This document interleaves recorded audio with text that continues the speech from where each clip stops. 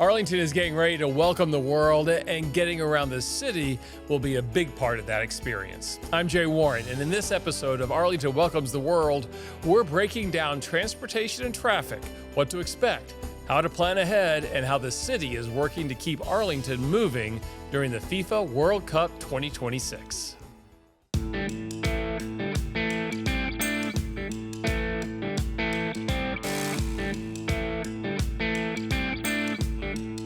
And joining us now is Carla Windsor. She's a senior program manager with the North Central Texas Council of Governments, who's helping lead the regional transportation planning for the FIFA World Cup. You have a big job, Carla. Fun job. Thanks for being here. We appreciate it. I know the transportation plan was recently announced. Talk to us a little bit about how we're going to move thousands, really tens of thousands of people through the region and through Arlington in an efficient way without disrupting everything else. Right. So it's a very collaborative approach. We've been planning for 2 years now, working with the city of Arlington, our friends at TxDOT, our transit authorities, our neighboring communities, thinking of a multimodal approach. We'll have a lot of parking near the stadium. We're going to have transit options available this time around to bring people into the Arlington Entertainment District. We hope there's good communication. There'll be signage on our interstate systems, I-30, 360. We hope that people are taking advantage of different online communication tools from the city, from our friends at FIFA and other platforms, and just really being aware of those game days, match times, and maybe areas that if they can take an alternative route, that's important, or they can sort of mitigate and know the times that are going to be the peak periods for transportation. But honestly, Arlington does this really well. They host big events all the time, and so I think this will hopefully just be seamless into everyone's normal day. I think you bring up an excellent point. A lot of people are worried about the entire 6 or 7 weeks that the World Cup's going to be going on. And in reality, you really just have to be focused on the 9 game days. That's the true areas where we have some issues and some road closures. So let's dig a little deeper. We do know that on game days, on match days, roads like AT&T Way, Cowboys Way, and parts of Nolan Ryan Expressway will be closed. So what do residents and drivers need to know ahead of time so that they can kind of get around all of that? Right. So if you normally work or live within the area, I would make sure that you have an alternative route, save more time if needed to get where you're going for appointments or your everyday activities. If you're driving into the district and you're going to be, let's say, parking for the game, we'll have very specific routes assigned on how to get to your parking, and those will be provided once you purchase parking if you do that through the FIFA package. And so you may not always want to follow your navigation system. There may be other and better ways to get around, but we are working closely with navigation systems, the Waze, the Google Maps, Apple Maps, just to make sure they have the latest and greatest road closure information, and if anything changes, that can dynamically be updated on someone's phone. Yeah, you mentioned some people will be driving in, purchasing the parking. There is a lot of parking out there, but certainly not everyone will be doing that. So how do you expect people are going to be getting back and forth from Fort Worth and Dallas into the entertainment district? Yeah, so one of the more unique ways that we have all coordinated on is the TRE, which is the heavy commuter rail line that connects Fort Worth and Dallas. It's jointly owned by DART and Trinity Metro. Folks can ride in from the Victory Station in Dallas, will be the anchor station on the east, and the Central Station in downtown Fort Worth will be the anchor on the west. Folks can ride in on the TRE, and they'll go to the Centerport Station, which is just north of Arlington, just north of the stadium in the city of Fort Worth. From there, we will have 125 charter buses, 50-passenger charter buses. Anyone that has a ticket to the game, those charter buses will be free to bring them down into the Arlington Entertainment District. It's about a little less than a half a mile walk, about 10 minutes north of the stadium is where they'll be dropped off. And is there a backup plan if the trains are too full? Yes. So at those locations, if trains get full and we see big crowds, we have what's called our bus bridge.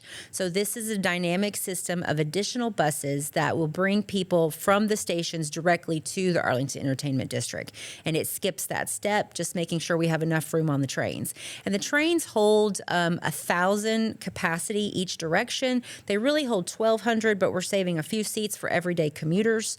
And so we've got those additional buses that then and can be supplemental at each of the locations. Yeah. So when fans arrive, you mentioned that they'll be kind of dropped off in one location and they'll have to walk.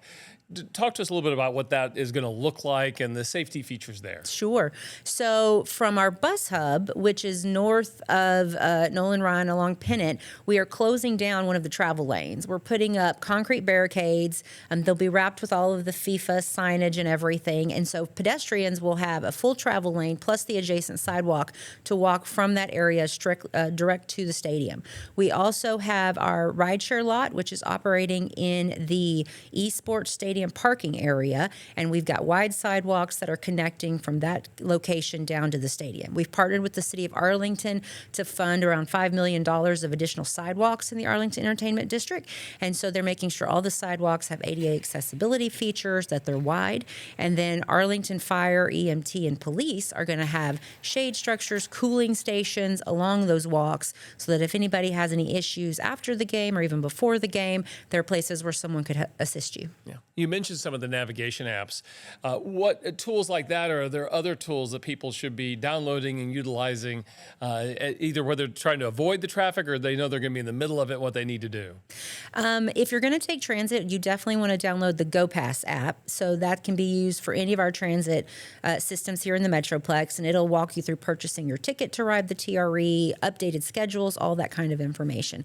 FIFA's going to have an app that's linked and connected to our host committee, to the city of Arlington. It's kind of connecting all the different communities and the latest information people need to know on transportation. And the host committee has a great website where the latest information is being updated continuously.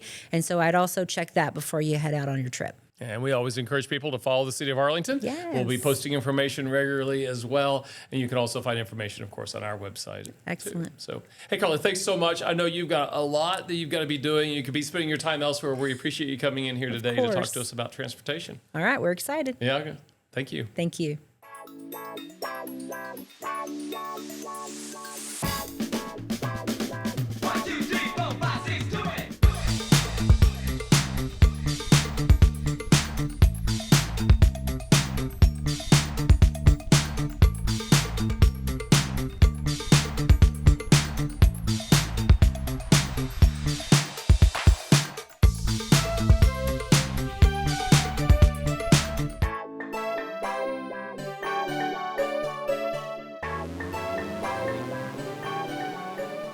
All right, let's bring in Chris Funches, the senior engineer with the City of Arlington's Public Works Department, who's helping to lead efforts to keep traffic moving and streets ready for the World Cup here in Arlington. Chris, and again, we said this to Carla as well. I know you're busy. Lots going on right now, so we appreciate you taking some time to talk to us today. Definitely. Thank you guys for inviting me here. Tell us a little bit about what the Public Works Department specifically is doing to make sure traffic keeps moving and that we reduce congestion as much as possible on game days. On game days, we've been working with North Central Texas Council of Governments on implementing a traffic management plan.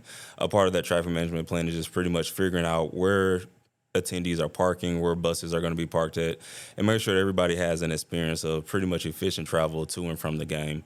We're typically following our typical Cowboys game day setup, so not too many changes, something that we've been doing for years here in Arlington.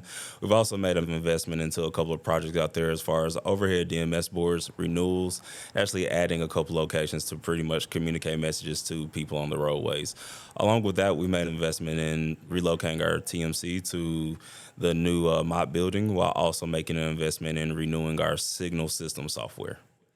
So I want to break some of that down for folks. And one of the, I think, important notes here is you've made a lot of investments. It's certainly going to help with the World Cup, but these are investments that will stay here long term, which will help our residents, right? Yes, sir. So one of the cool things about World Cup and investments that we're doing, everybody looks at them as short term. They're only here for about 2 months. But for us, it was an opportunity to pretty much make an investment that's going to be last long for the city of Arlington. And so with our new signal system, it's a software that pretty much controls the signals. We're also getting more technology friendly and more implementation, things like adaptive systems to be able to control traffic when no one's there overnight. and be able to look at our problem intersections, pretty much be able to manage that on an efficient front. Along with that, that's something that with that investment we're planning to do for the next 20 years, bring in that new technology, continue to grow, expand on it, and provide more technology for the city and for the residents here. So if we break that down, essentially, if you regularly drive Collins Street, let's say, to get to and from work, you're going to find an easier commute after the World Cup's over based on the technology and the investments we've made. Yes, sir. So one of the main things that we're doing out there, we've upgraded all of the intersections around the entertainment district. So they now have our what we consider our 085s, which help us with preemption for emergency vehicles. So during rush hour on Collins or Cooper, if someone comes through and that emergency vehicle came through, it would typically throw our system off for about 30 minutes to maybe even 2 hours on extreme cases. With our new system, the signal can be preempted, allow the emergency vehicle to go through the intersection, and then pretty much return to its regular timing pattern and to make still efficient during rush hour. Let's pull the curtain back a little bit for folks. There's a traffic management center, and I know we've recently moved it, we've expanded it. Tell folks a little bit about what the traffic management center does, what it is, and how it's been improved. Okay. Our traffic management center typically is staffed every day from 8 to 5, Monday through Friday, but it usually small. It's a little smaller, so typically it sits our 3 people in there that work there daily. But now we have about 10 seats in there along with the conference room. So we can invite outside agencies to come in and watch the traffic during games. But what that does for us on a daily occurrence outside of our operation, outside of World Cup, is allow us more space, more technology, bringing in updated screens, technology in our traffic management center to provide better services. And so now we'll be able to see more intersections based on our upgrades with the screens that we're doing, the advancement, the increase in size of them, and also the technology. And so now we're able to see a little bit more, we're able to be a little bit more I would say proactive than reactive. And so we're able to see more things going around Arlington than waiting for people to call or complain about what's going on. Yeah, you mentioned a little bit in terms of people being able to sit in there that are regional partners. Talk to us a little bit more about what regional partners you're engaging with and how that's going to help during the game days. We've been engaging with the DOT through North Central Texas Council of Governments. Of course, COG has been involved. We're talking with TxDOT. We're talking with the regional partners as far as TRE and DART to be able to look at the buses coming into Arlington on game day events.